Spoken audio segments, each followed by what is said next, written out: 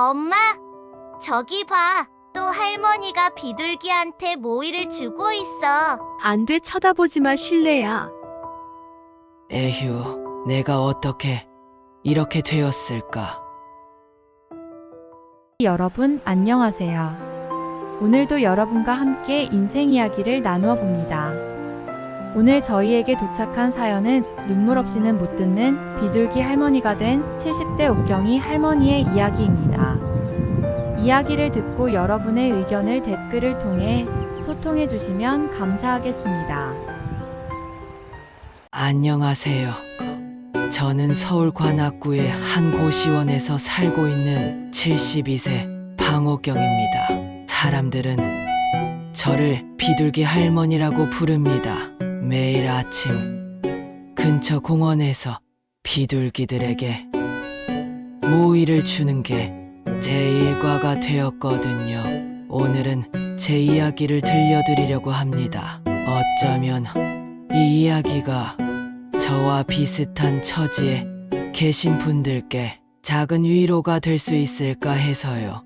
30년 전 저는 남편과 새 아이를 키우며 평범하게 살았습니다. 신림동의 작은 아파트에서 살 때였어요. 남편은 건설 현장의 목수였고 저는 시장에서 반찬 가게를 했죠. 넉넉하진 않아도 행복했습니다. 하지만 그 행복도 잠시 남편이 현장에서 추락사고로 갑자기 세상을 떠났어요. 그때 첫째는 고등학생, 둘째는 중학생, 막내는 초등학생이었죠. 저는 눈물 흘릴 시간도 없었어요. 아이들을 위해 더 열심히 일했습니다. 새벽부터 밤늦게까지 반찬을 만들고 배달도 했어요. 손이 부르터도 쉴 수가 없었죠. 그렇게 키운 아이들 다들 잘 자랐어요. 특히 막내 아들이 자랑스러웠습니다. 공부도 잘했고 효도도 남달랐거든요. 막내 아들이 결혼할 때였어요. 신혼집을 구하려고 하길래 제가 그동안 모아둔 전세금을 다 내줬어요. 당시 5천만 원. 제게는 노후를 위해 모아둔 전부였죠. 어머니, 나중에 꼭 갚을게요. 아니다. 너희 잘 사는 게 갚는 거야. 처음 2년은 정말 행복했어요. 며느리도 착했고 손주도 생겼죠. 아들은 회사에서 승진도 하고 40평대 아파트로 이사도 갔어요. 그러던 어느 날 며느리가 제안을 했습니다. 어머님, 이제 혼자 사시지 말고 저희랑 같이 사세요. 방도 넉넉하고. 그때 제가 그 말을 거절했어야 했는데 지금 생각하면 그게 비극의 시작이었네요. 처음에는 괜찮았어요. 손주 돌봐주고 집안일도 도우며 지냈죠. 하지만 조금씩 뭔가가 잘못되기 시작했어요. 어머님, 애들 간식은 제가 챙길게요. 요즘은 영양성분도 봐야 하고. 어머님, 청소는 제가 할게요. 어머님 방식으로 하면 애들 알레르기가. 어머님, 세탁은 따로 할게요. 섬유유연제 때문에. 하나둘씩 제가 할 수 있는 일들이 사라져 갔어요. 처음엔 며느리가 배려하는 거라 생각했는데 점점 저를 거치적거리는 존재로 여기는 것 같더군요. 식사 시간도 힘들어졌어요. 며느리는 제가 주방에 들어가는 걸 싫어했고 손주들 앞에서도 저를 은근히 무시했죠. 어머님은 옛날 사람이라 이런 건 잘 모르시니까 우리 애들은 좀 다르게 키우고 싶어서. 명절이 가장 힘들었어요. 제가 30년 넘게 해온 음식들인데 며느리는 모든 걸 자기 방식대로만 하려고 했죠. 어머님, 저희 집은 조금 다르게 하고 싶어요. 어머님 방식은 너무 구식이에요. 작년 추석 때였어요. 송편을 빚고 있는데 며느리가 갑자기 제 앞으로 와서 어머님, 그만하세요. 제가 인터넷으로 주문했어요. 깨끗하고 위생적인 데서 만든 거로요. 그 순간 제 손이 덜덜 떨리더군요. 30년 동안 빚어온 송편인데 그날 밤 제 방에서 혼자 울었어요. 더 마음 아픈 건 아들이었어요. 예전에 그 자상하고 효도하던 아들은 어디로 갔는지 어머니, 이제 좀 편하게 쉬세요. 어머니, 모든 일에 참견하지 마세요. 어머니, 며느리도 힘들어해요. 한 번은 제가 손주 방에 들어갔다가 어머니, 애들 공부하는데 왜 자꾸 방해하세요? 아들이 큰 소리를 지르더군요. 그때 손주들 눈에서 제가 낯선 사람처럼 보이는 게 느껴졌어요. 작년 겨울 결정적인 일이 있었어요. 제가 감기에 걸려 며칠 알아 누웠는데 아무도 제 방에 들어오지 않더군요. 밥상도 문 앞에 놓고 가기만 하고 어머님, 저희도 감기 옮으면 안 되니까요. 물 한 잔 떠다 주는 사람 없이 혼자서 끙끙 앓았어요. 그때 깨달았죠. 이제 난 이 집에서 완전한 남이구나. 우리 막내는 동네에서 소문난 애처가였어요. 명절 때면 며느리 친정 식구들 다 초대해서 함께 보내고 주말이면 늘 며느리 손잡고 마트도 가고 그런 모습을 보면 저도 흐뭇했죠. 방 여사 아들 참 잘됐다며? 마누라한테 한없이 잘한다면서? 그래요. 우리 막내가 어릴 때부터 착했어요. 자랑스러웠죠. 하지만 그게 오히려 독이 될 줄은 몰랐어요. 며느리는 교묘했어요. 남들 앞에선 늘 웃으면서 저를 대했거든요. 어머님, 편히 쉬세요. 어머님, 제가 다 할게요. 하지만 둘만 있을 땐 달라졌어요. 주방에 들어가면 어머, 깜짝이야. 하면서 화들짝 놀라는 신용을 하고 제가 만든 반찬은 슬그머니 싱크대에 버리고 세탁기를 돌릴 때면 제 옷만 따로 모아두었다가 나중에 돌리고 한 번은 제가 손주 학교에 간다고 했더니 어머님, 너무 붙잡지 마세요. 애가 스트레스 받아요. 그 말이 가슴에 비수가 되어 꽂혔어요. 결정적인 건 지난 추석 때였어요. 며느리 친정어머니가 오셨는데 상다리가 부러질 정도로 며느리가 음식을 준비했어요.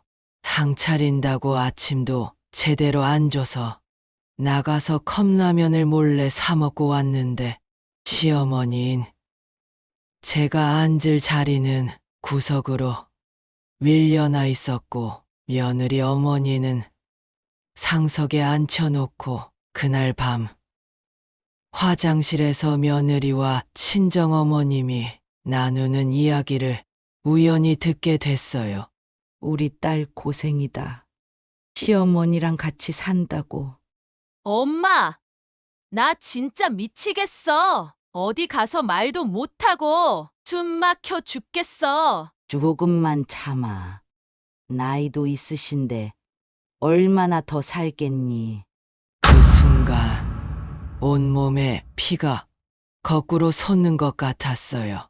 화장실 문 뒤에서 한참을 울었죠. 그날 이후로 밥을 못 먹게 됐어요. 목구멍으로 넘어가지를 않더라고요. 우리 막내는 장가 가기 전부터 유명했어요. 고등학교 때는 담임 선생님이 저를 따로 불러서 칭찬하실 정도였죠.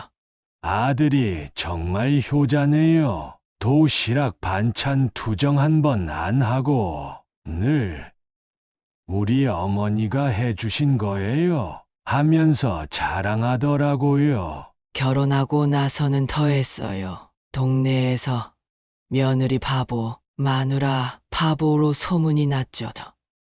출근할 때면 아내 차까지 데려다 주고 퇴근하면서 장을 봐와서는 여보, 오늘은 뭘 해드릴까요? 하면서 앞치마를 두르곤 했어요. 동네 아주머니들이 그러더군요. 방 여사 아들 참 잘 키웠네. 요즘 세상에 저런 남편이 어딨다고. 며느리가 복이 많네. 저러니 시어머니랑 살기도 좋겠어. 처음에는 며느리도 저를 잘 모시는 것 같았어요. 친구들이 오면 늘 이렇게 말했으니까요. 저희 어머님은 정말 천사세요. 같이 사는 게 너무 행복해요. 하지만 둘만 있을 때는 주방에 들어가면 한숨을 쉬면서 어머님, 제가 할게요. 하더니 제가 나가면 제가 만지던 그릇을 다시 씻고 제가 빨래를 개면 어머님은 편하게 쉬세요. 하고는 제가 개놓은 걸 다시 개고 명절 때면 더 심했어요. 며느리, 친정어머니는 엄마, 하면서 상석에 모시고 저는 구석자리로 친정 식구들 오면 상다리가 부러지게 차리면서 제 친구들이 오며 어머, 오늘은 준비가 안 됐네요. 지난달 마트에서 있었던 일이에요. 제가 무거운 쌀을 들고 있는데 마침 아들과 며느리가 장을 보러 왔더군요. 어머니, 여기서 뭐 하세요? 아들이 반갑게 인사를 하더니 며느리가 든 장바구니를 얼른 받아들었어요. 그러고는 제가 든 쌀은 보지도 못한 척 여보, 오늘은 뭐 먹고 싶어요? 당신 피곤할 텐데 내가 안마해줄까? 우리 마누라 고생한다. 매일 저녁 아들과 며느리의 대화가 이래요. 벽이 얇아서 고스란히 들리죠. 한때는 그런 아들이 자랑스러웠는데 지금은 그 다정한 목소리가 저를 찌르는 비수가 됩니다. 어머니, 저희 둘만의 시간을 가지고 싶어서요. 어머니, 오늘은 와이프랑 단둘이 외식하려고요. 며느리 앞에만 서면 저를 모른 척하는 아들. 제가 젊었을 때 그렇게 살뜰히 키웠던 아들인데 명절 때마다 며느리는 친정 식구들을 다 불러요. 엄마, 이모 어서 오세요 하면서 친정어머니 양팔을 잡고 안으로 모시죠. 저는 구석에 앉아 그저 지켜봐야 해요. 며느리는 친정어머니 앞에서는 저를 더 구박했어요. 어머님은 연세가 있으시니 쉬세요.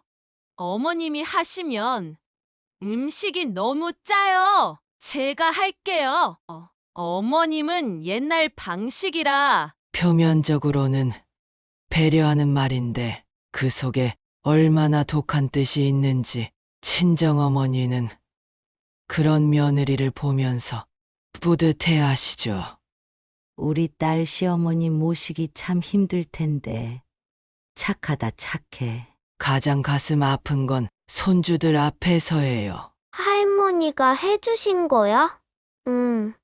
엄마가 해주는 게 더 맛있어. 할머니는 옛날 사람이라 이런 건 잘 몰라요. 손주들이 이런 말을 할 때마다 며느리는 살짝 미소를 지어요. 그러고는 이렇게 말하죠. 그래도 할머니한테 그러면 안 되지. 힘들게 해주셨는데. 겉으로는 저를 감싸는 말인데 속뜻은 더 무시하는 거죠. 지난 겨울 눈이 많이 내린 날이었어요. 손주 학예회가 있어서 아침 일찍 준비를 하고 있는데 며느리가 들어왔어요. 어머님, 오늘은 안 오셔도 될 것 같아요. 응. 하지만 지수가 발표회라며. 네, 그런데 자리가 부족해서요. 친정엄마만 오시기로 했어요. 그 순간 눈앞이 캄캄해졌어요. 며느리는 덧붙였죠. 지수가 할머니 오시면 긴장된대요. 어머님도 아시잖아요. 화장실에 가서 한참을 울었어요. 그날 아침 창밖으로 며느리 친정어머니가 꽃다발을 들고 오시는 걸 봤습니다. 그날 밤 며느리가 찍은 학예회 동영상을 거실에서 다들 보고 있었어요. 손주가 상을 받는 모습에서 박수 소리가 터져 나왔고 며느리 친정어머니가 꽃다발을 전하는 장면도 나왔죠. 저도 모르게 입이 떨어졌어요.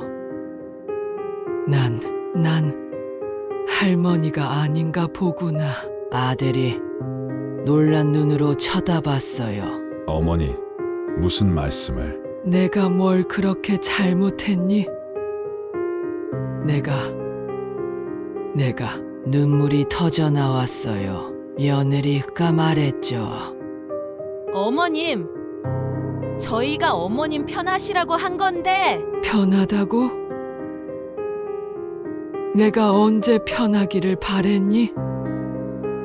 난 그저 할머니로 살고 싶었을 뿐인데. 그때 아들이 한 말이 지금도 가슴에 박혀 있어요. 어머니, 이제 그만하세요. 와이프도 힘들어요. 어머니 때문에. 어머니 때문에. 그 말이 천둥처럼 울렸어요. 며느리는 눈물을 글썽이며 방으로 들어갔고 아들은 며느리를 따라갔죠. 손주들은 겁에 질린 듯 저를 쳐다봤어요. 그날 밤 이불을 뒤집어 쓰고 한참을 울었어요. 문득 정신을 차려보니 새벽 2시 조용히 일어나 짐을 싸기 시작했습니다. 30년 묵은 한복 한 벌, 남편과 찍은 낡은 사진 한 장, 손주들 돌 때 받은 금반지, 평생을 살아온 흔적이 이게 전부더군요. 떠나기 전 짧은 편지를 썼어요. 아들아, 누군가의 아내이기 전에 내 어미였던 걸 잊었구나. 난 이제 떠난다. 너희가 불편해하는 내 모습을 더는 보여주고 싶지 않아서 엄마라서 미안하다. 새벽 4시 손주들 방에 들어가 마지막으로 자는 얼굴을 보았어요. 뽀뽀는 못하고 그저 먼 발치에서 바라만 봤죠. 현관문을 열 때 며느리가 부엌에서 나왔어요. 아마물 마시러 나온 것 같았죠. 우리는 잠시 눈이 마주쳤어요. 며느리의 눈에서 안도감이 보였어요. 아, 드디어. 하는 표정이었죠. 그 순간 이상하게도 마음이 편해졌어요. 더는 미움도 서운함도 들지 않았어요. 그저 내가 있을 자리가 아니란 걸 깨달은 것뿐. 아파트 현관을 나서는데 경비 아저씨가 놀란 눈으로 보시더군요. 할머니 이 시간에 어디 가세요? 집으로 가요. 네? 할머니 댁이 여기. 아니요. 이제 여긴 내 집이 아닌가 봐요. 첫눈이 내리기 시작하더군요. 관악구의 한 고시원, 월세 35만 원에 보증금 50만 원. 남편 있을 때 우리 부엌보다도 작은 방이 이제 제 집이 됐어요. 할머니, 반갑은 선물이에요. 고시원 총무님이 말씀하시더군요. 떨리는 손으로 통장을 꺼내는데 문득 서럽더라고요. 평생 아들 뒷바라지하고 손주 키우는데 보태 쓰다가 남은 건 고작 300만 원. 1인용 좁은 침대에 누웠는데 잠이 오질 않았어요. 벽에 선 옆방 대학생이 공부하는 소리가 들리고 복도에선 누군가 라면 끓이는 냄새가 났죠. 내가 지금 뭐 하는 걸까? 이게 정말 맞는 걸까? 그때 핸드폰이 울렸어요. 큰딸이었죠. 엄마, 지금 어디예요? 동생한테 전화 왔어요. 전화를 끊었어요. 그날 밤 수십 통의 전화가 왔지만 하나도 받지 않았습니다. 다음 날 아침 아들이 고시원을 찾아왔어요. 동네 어르신들이 새벽에 저를 본 걸 말씀하셨나 봐요. 문 열어요. 어머니, 여기가 어디라고 오셨어요? 이러시면 안 돼요. 고시원이 떠나가도록 소리를 지르더군요. 총무님이 말리시다가 결국 경찰까지 부르셨어요. 경찰이 오고 한참의 소동 끝에 마주 앉게 된 아들과 저. 어머니, 왜 이러세요? 너희가 편하게 살아라. 무슨 말씀을? 내 와이프도 이제 좀 편하게 살게 해주렴. 아들의 눈에 눈물이 고였어요. 하지만 전 이미 마음을 정했죠. 난 이제 자유롭게 살고 싶구나. 내 인생이 있듯 내 인생도 있지 않니?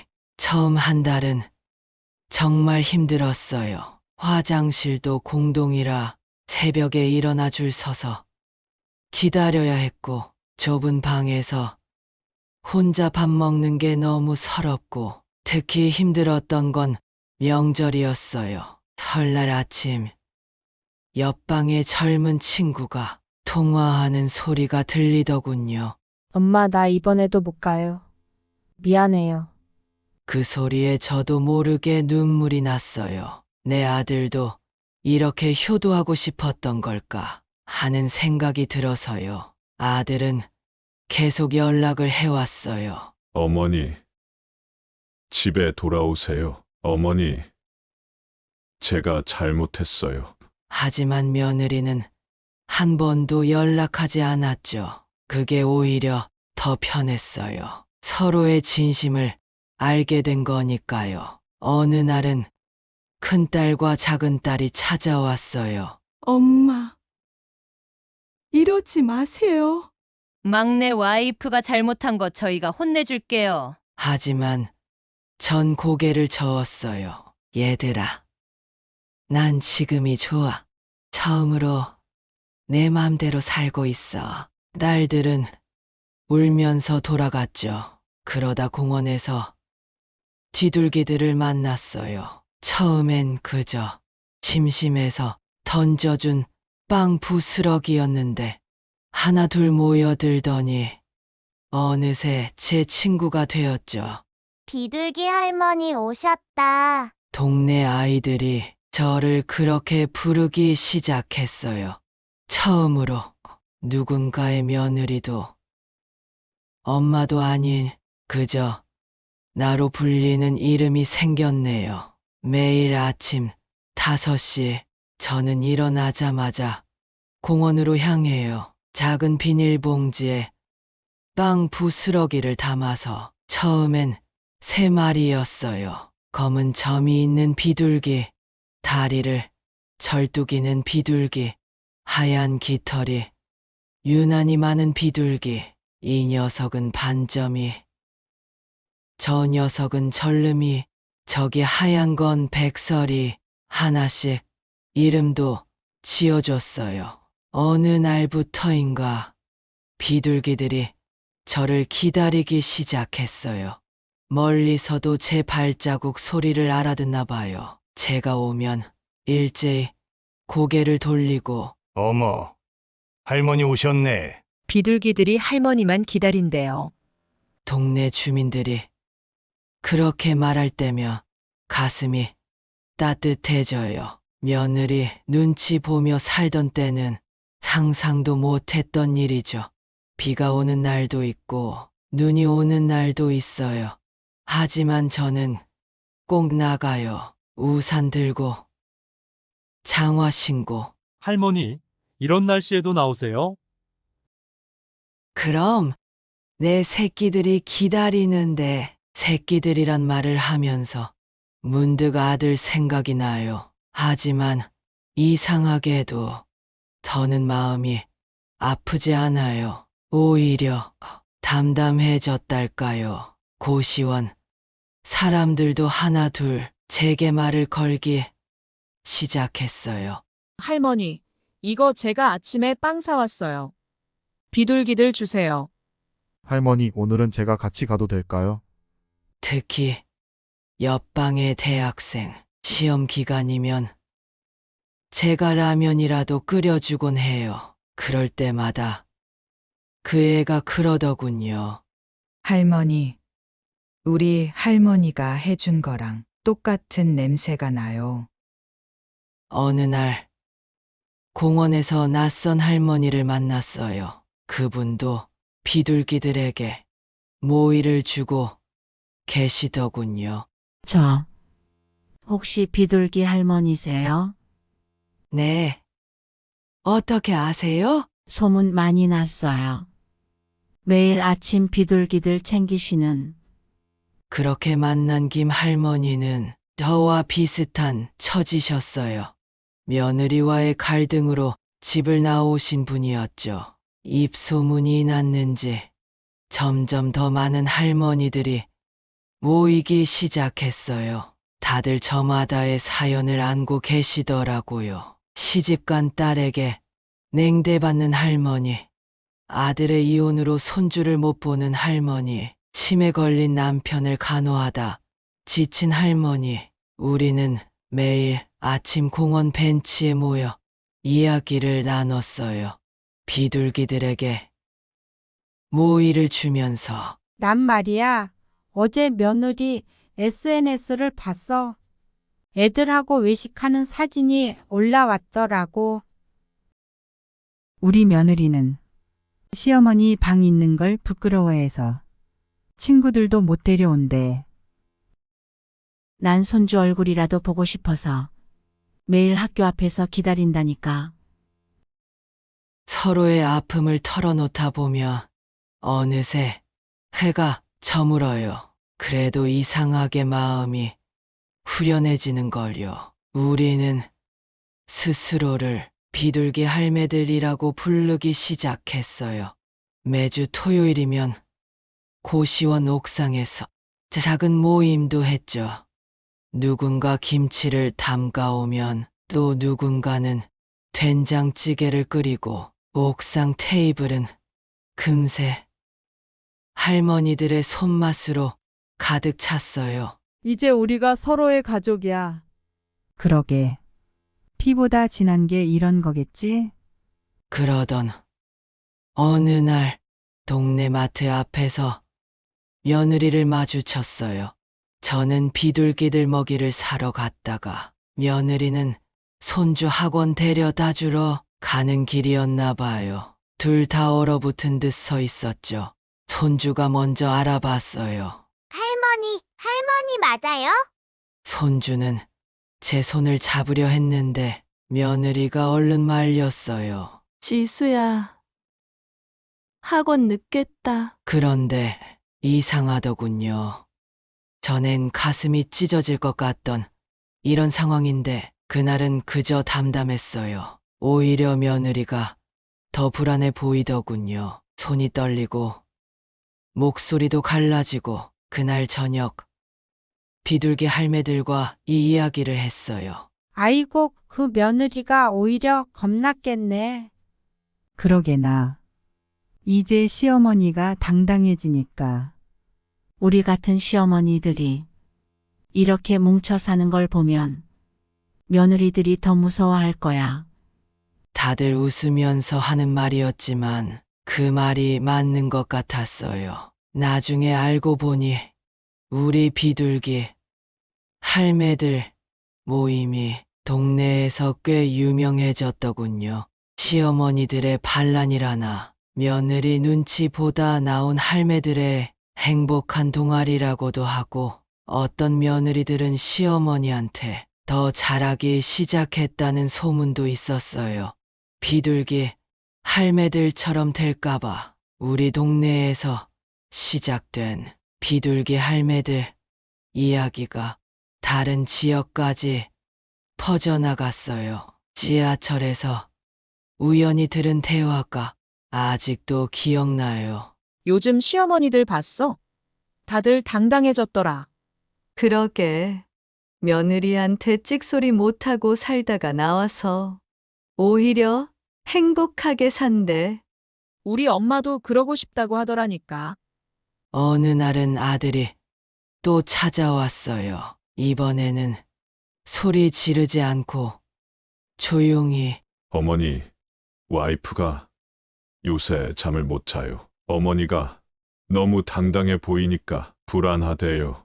저희가 잘못했나 봐요. 전 그저 빙긋이 웃었어요. 너희가 잘못한 게 아니라 내가 너무 늦게 깨달은 거지. 그러고 얼마 후 놀라운 일이 있었어요. 며느리가 혼자 찾아온 거예요. 어머님, 저기 응. 제가 사실은 며느리가 울음을 터뜨렸어요. 저도 힘들었어요. 완벽한 며느리이자 아내가 돼야 한다는 압박감에 남편은 제 편 같지만 사실 뒤에선 늘 어머님 편만 들었어요. 그래서 더 어머님을 밀어냈나 봐요. 제가 이기적이었죠. 널 탓하는 게 아니야. 제가 말했어요. 나도 완벽한 시어머니가 되려고 너무 애썼던 것 같아. 내 영역을 자꾸 침범하려 했고 그게 너한텐 부담이었겠지. 며느리의 눈에서 눈물이 흘렀어요. 며느리가 갑자기 고개를 숙이더니 어머님, 다시 오시면 안 될까요? 하고 물었어요. 전 고개를 저었습니다. 아니, 이제 돌아갈 순 없어. 며느리가 놀란 듯 쳐다봤어요. 이제야 알겠더구나. 난 너희 곁에 있지 않아도 행복할 수 있다는 걸. 그리고 너희도 내가 없는 게 더 편할 거야. 아니에요. 어머님, 저희가 잘못했어요. 잘못이 아니라 서로 다른 거였어. 나는 시어머니로만 살려고 했고, 넌 며느리로만 살려고 했고, 우리 모두 사람임을 잊었던 거지. 잠시 침묵이 흐른 뒤, 제가 말했어요. 대신 한 달에 한 번 정도 손주들이랑 공원에서 만나게 해주면 좋겠어. 비둘기들한테 모이도 같이 해주고. 며느리의 눈에 눈물이 고였어요. 어머님, 매주 와주세요. 제가 아이들 데리고 올게요. 그렇게 시작된 우리의 새로운 관계. 이제는 매주 토요일 아침 손주들이 비둘기 할매들 모임에 찾아와요. 할머니, 이번엔 제가 빵 사왔어요. 할머니, 비둘기들 이름이 뭐예요?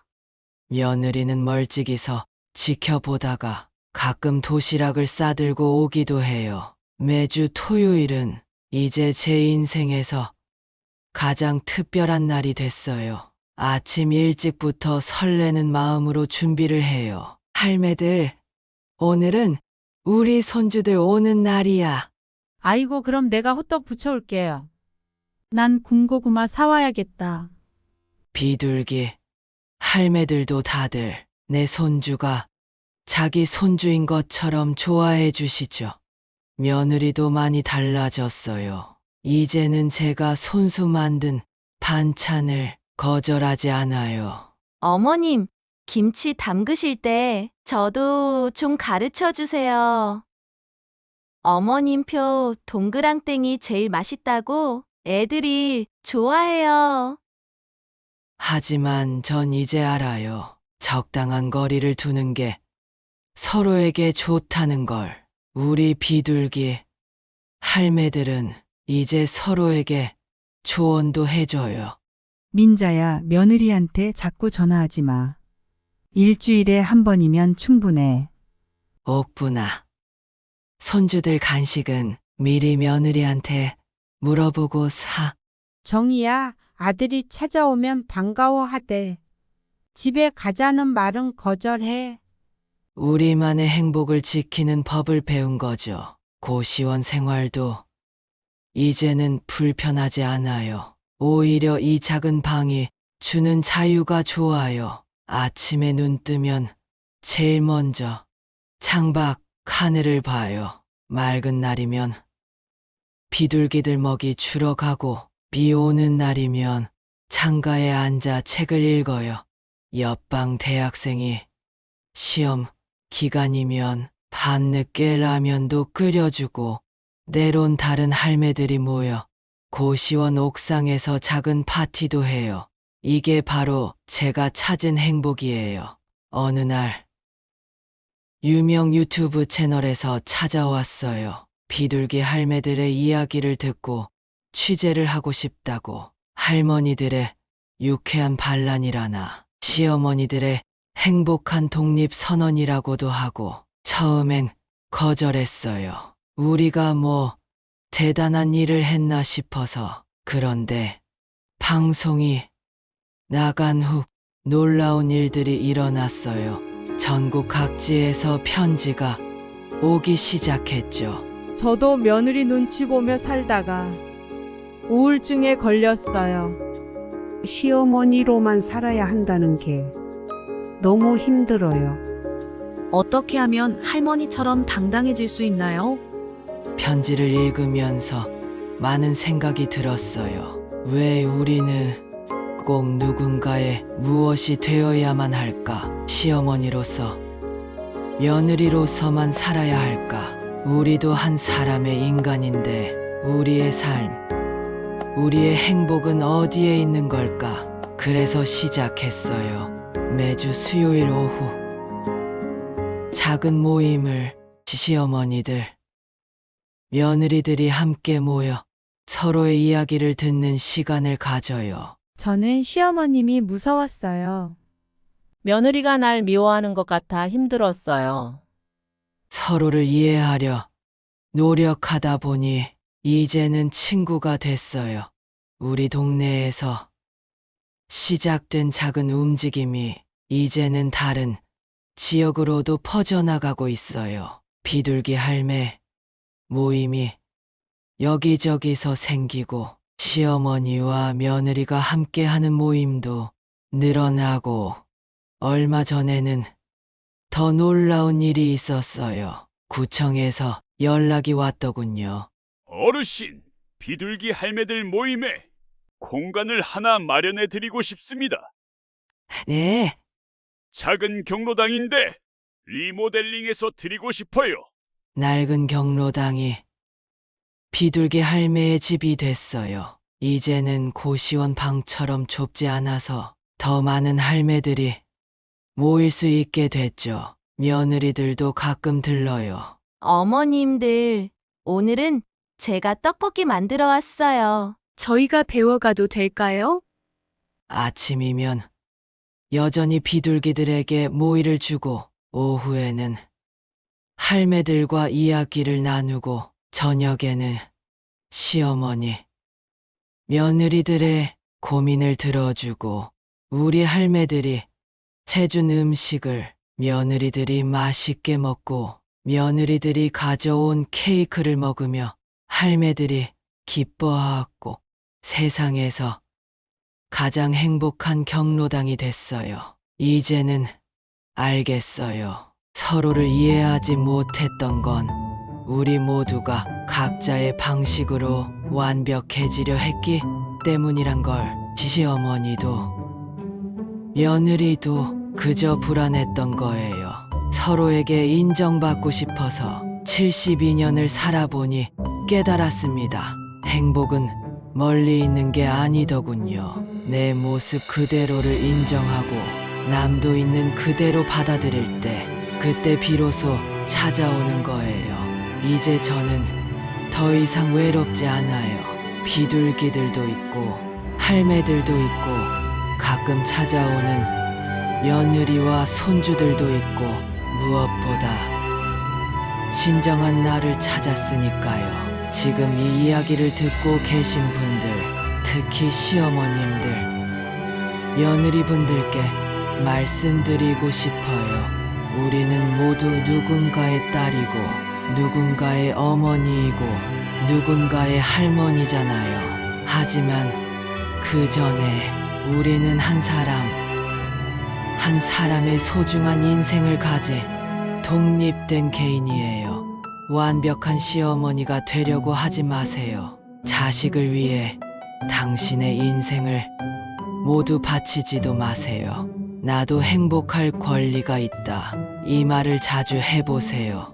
거울을 보며 소리내어 완벽한 며느리가 되려고 애쓰지 마세요. 당신도 언젠가는 시어머니가 될 텐데 그때 가서 후회하지 않도록 서로를 이해하려 노력하되 억지로 사랑할 필요는 없어요. 적당한 거리를 두고 서로를 존중하는 것, 그게 가장 현명한 방법일 것 같아요. 가끔은 하늘을 보세요.